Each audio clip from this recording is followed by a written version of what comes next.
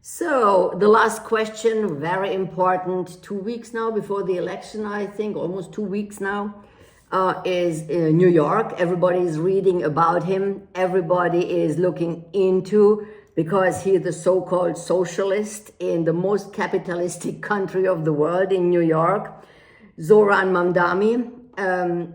Really, everybody's talking about that. You as a Democrat, as a young Democrat, I would like to know, what do you think about his ideas? What do you think about is doable? And what do you think where maybe it's more advertising or to put his name out? What do you think about Zoran Mamdani? Yeah, I'm not a socialist, so we'll start off with that. I'm also not a New Yorker. I don't live in New York. I think there's certain ideas that they might like the most. There's certain ideas that they might not like. It seems as though he's going to win the election. The reality is we live in Florida, and there is things that we need to make sure that we actually fight for in this state that are not always going to work if they're from New York, for example. Exactly. And New York is New York, Florida is Florida. We have our own things to advocate for. As someone who has a lot of family from New York, it seems like there's a lot of energy out there in support of Zoran. Also seems like there's a lot of craziness in the election overall. Personally, as an outsider, just watching, doesn't seem like the best crop of candidates. You have one who touched women, you have one who is a socialist, and then you have one who's just an outright Republican, who I actually think is the most normal one of all of them, but he's just a little bit out there. So look, there's going to be certain things that might work. There's going to be certain things that don't work. I particularly, what I do appreciate about Zoran is that he's focusing on the affordability crisis, which is the most important thing that we can focus on. Prices are going up in a way we did not see for a long time. Absolutely. Like for a long time. Absolutely. I go shopping, Yeah. I'm spending I would say 35% more. Yeah. And I have to tell you, I canceled my Amazon account. Yeah. I don't order like crazy anymore, and I save around between $350 and $400 a month by not ordering. Yeah. Because I order, and Amazon was like almost every day here dropping off stuff. And I said, this is it now. I'm not spending that kind of money. So I canceled my Amazon account, and I'm saving a ton of money. Now I buy what I really need. So it's very important. So coming back to Zoran Mamdani, I was reading today in the Wall Street Journal that he would like to eliminate these gifted classes where people, we have to say something. There was this in the 90s here in the US, I think, that every student should be treated the same. First, in the beginning, I thought that's really a good idea, so there's not a big difference. And then I was thinking further. Honestly, I personally do not have the IQ of a Mark Zuckerberg. Don't lie to yourself. You might. I have to. EQ, maybe. IQ, I know how I learn. I know how long it takes me. You need to be realistic. And now, I know America likes to always overdo how great everything is, how great everybody is. We hear that all the day, how great everybody is. But I don't like if I see next day I said garbage because I'm just not able to learn that fast, or I don't see the logic behind as fast as these highly IQ people who are developing like America's software system on top of really on top of the world. So I am more realistic. I know where I'm very good at. I'm very good at EQ, working with people, working with humans, working with animals. There is barely anybody catching up with me there. But when I have to learn, I learn words, and it just takes longer than I would love to. Yeah. Mark Zuckerberg is better there. So it's a fact. So now Mamdani says he does not want to have these schools because he wants to equalize everything. What do you, because you are much closer to school than I am, because you are just 20. I can barely remember. No, that's not true. I remember the school time very well. And I was the best in school too, but I was the best because I was very, very driven. I'm always very driven. So what I don't make with fast learning, I make it with time, and I sit as long as I'm able to do it. Right. So what do you personally think about that? So this is actually one of the things that Florida does really good at. As someone who went through middle and high school, taking a lot of these types of classes, it allowed me to get so far ahead on the amount of credits that I had for college. Like many of my peers were also the same way as well, where we would go into college and we would have enough credits to be able to get our associates without even barely doing any classes in college. Florida is actually the example on this front. And unfortunately, I don't know all the details about what Zoran is trying to do on that front, but Florida in particular has actually been a model to a lot of other states on how to do education and separate it, in particular for people that might be a little farther ahead on certain subjects. Right.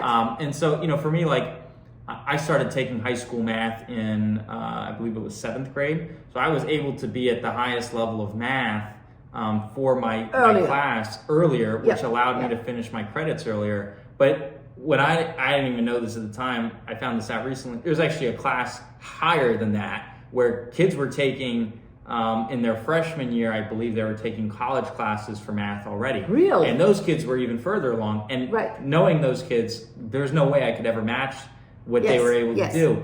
And I those kids are now, they're getting their masters already. And are going to be amazing, mathematicians. I think one of them is doing like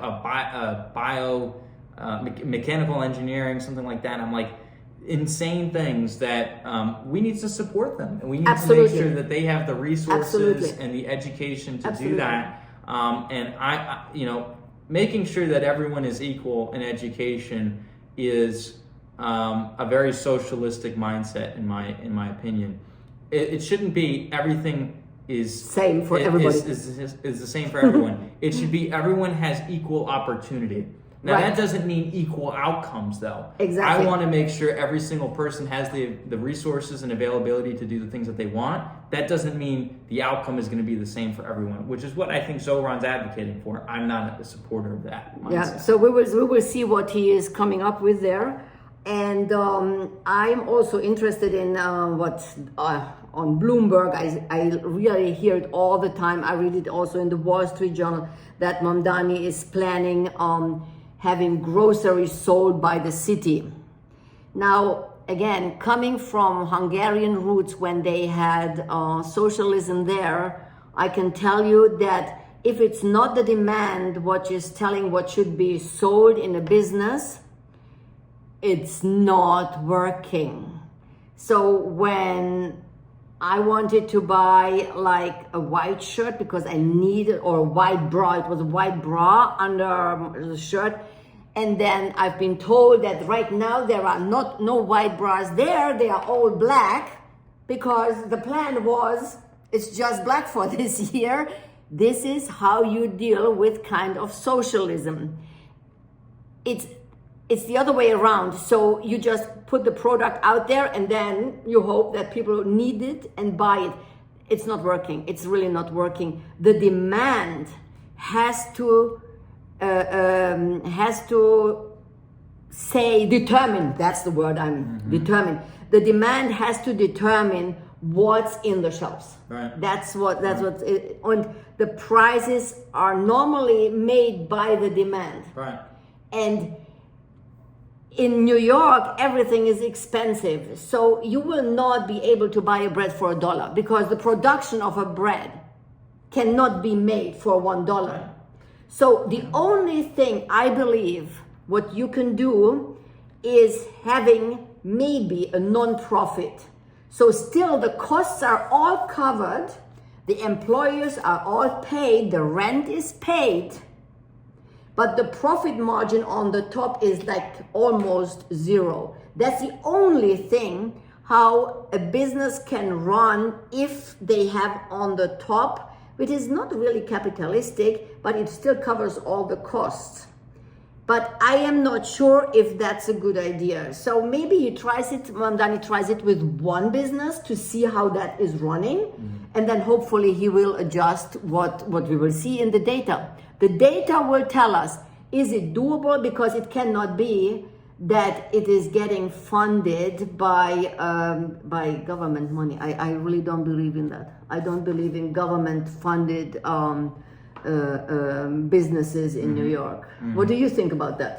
Look, I'm a capitalist through and through, and I'm a big believer that we need to make sure we support businesses because businesses are what employ people. I mean, Right. if you want to make your wage, you've got to work for someone, Exactly. or you're your Agree. own boss who employs other people Exactly. as well. And so, at the end of the day, I mean, of course, there's corporations out there that take advantage of people.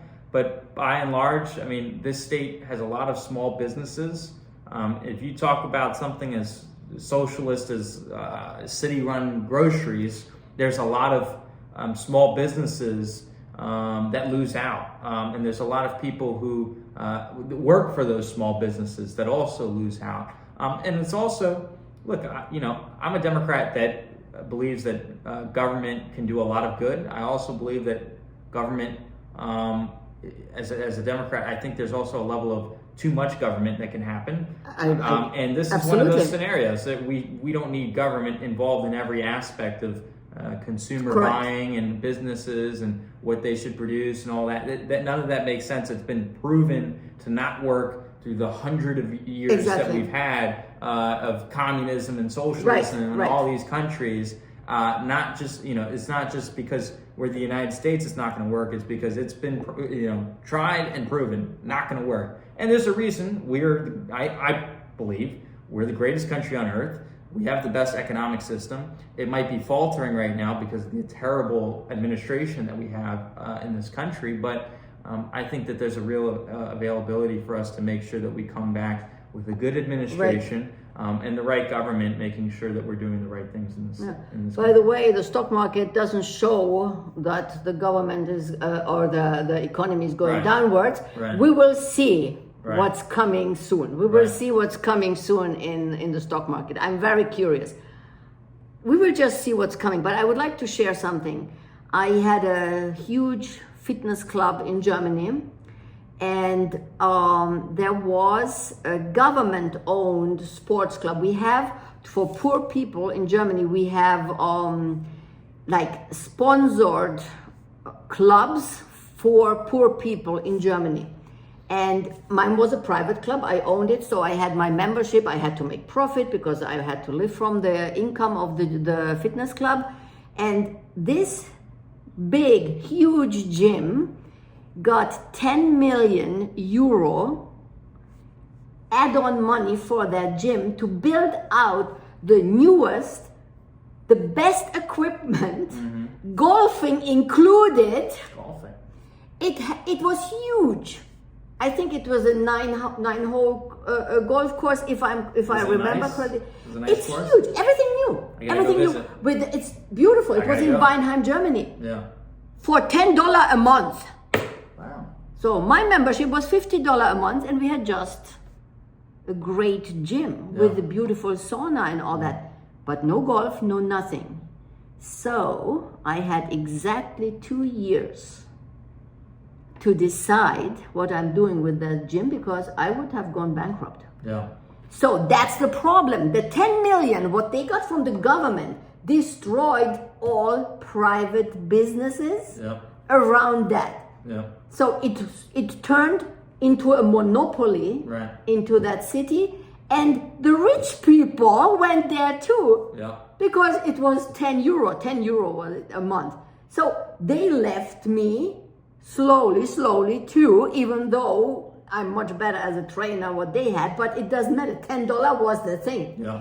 And so if the government puts his hands on, it destroys real businesses. If it's irresponsible, I agree. Exactly. I could feel it, I could see it, and that was pure socialism what Yeah. they did there. Yeah. And the rich one went over there too to play golf.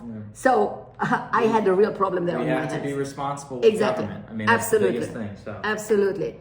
Oh my God. So this was the first thing what we did here under the name Above Party Lines. And I would like to have more guests coming from all parties. I want to discuss, and I'm open to all directions to talk to everybody. And thank you, Jayden, because I sponsor you too with a little bit money, not a lot. I wish I could really do much more than that. I'm always hoping that maybe the next big deal is right around the corner, and then I promise even more money is coming. And then who knows, in 20 years I will be still alive, and then who knows where you are sitting in Washington. I can see that coming. I honestly can see that coming. Thank you. Thank you, Jayden, for sharing the first show with me. Thank you for having me. Love it. Fantastic.